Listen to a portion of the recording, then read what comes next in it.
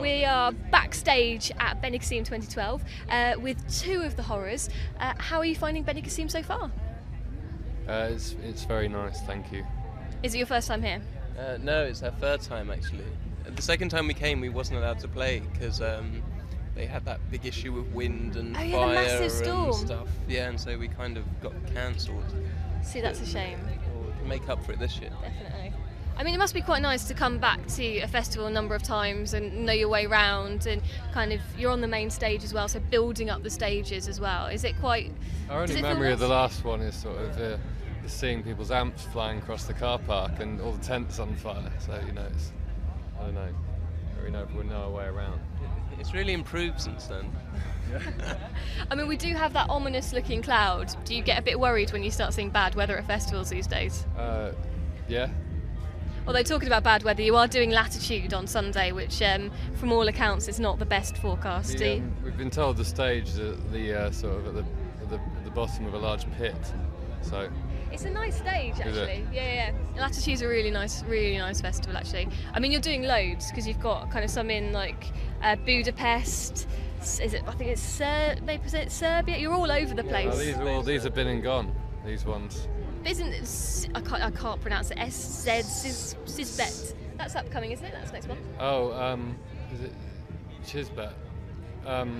That's already. I think that's already happened. Wasn't that? That was last week, wasn't it? What, the one in Slovakia? Yeah. Was it?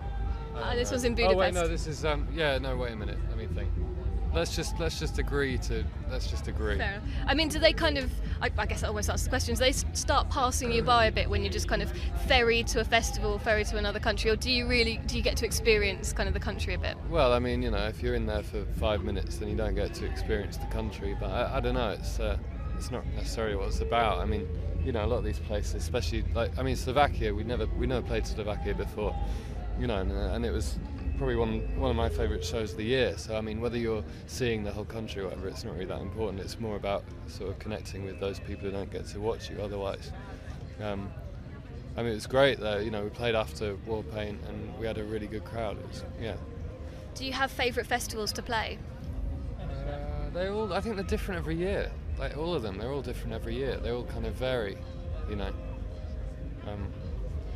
Do you find the band that is on before you kind of has a big impact on kind of how enjoyable it is for you to perform in terms of the audience are already kind of built up in a certain way? Well, I think that's really how festivals work. We don't sit at the same stage. Festivals nowadays have like 28 stages and 500 bands. So like everyone that's watching us is probably watching the same band we're watching before. So. Are you still enjoying them though? Yeah. I'd rather just play festivals and never have to play gigs. Well, you get to watch about 10 times as many bands in the same day. It's a lot more fun. Do you actually make an effort to still go and try and watch bands when you're at a festival? I mean, if there's bands that we want to see or, that we'd like to check out, definitely, it's a lot more fun than sitting around, yeah.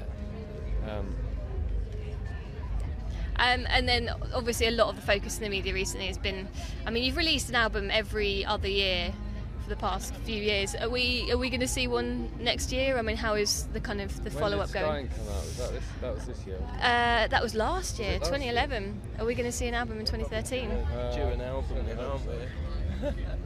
How's it all going on that front? I mean, are you just not thinking about it until the festival's over? Or are you we just get them out of the way and then we can, I think it's, I think we well, it is like that. For in terms of making the record, it is like that because I think that you want to sit down and have an extended period of time where you're just thinking about that. It's kind of, about being absorbed by the world of the record. And Skying, I mean, it did seem to gather you a whole new audience, and it was definitely on our album list of the year for 2011, and on a lot of them. Are you feeling more pressure as kind of more people? I really think that it's more about the fact that it was our third album, and people were just sort of ready to, they'd seen the name around enough to bother checking the band out. I think it's, now the way bands work, I think it's more about sticking at it and developing. I don't think that. I don't know. I don't really think it's a case of pressure because we've approached each record the same way, really.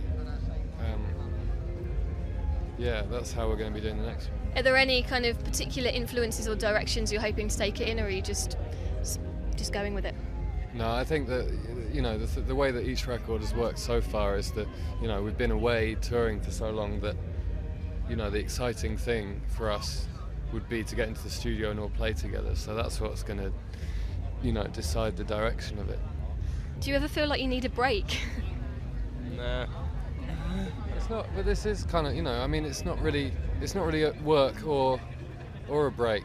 You know, we sort of live in like a middle ground of, you know, doing stuff that is rewarding and sometimes stressful and, you know, but a lot of fun. So it's not, you know, yeah, it's not as clear cut.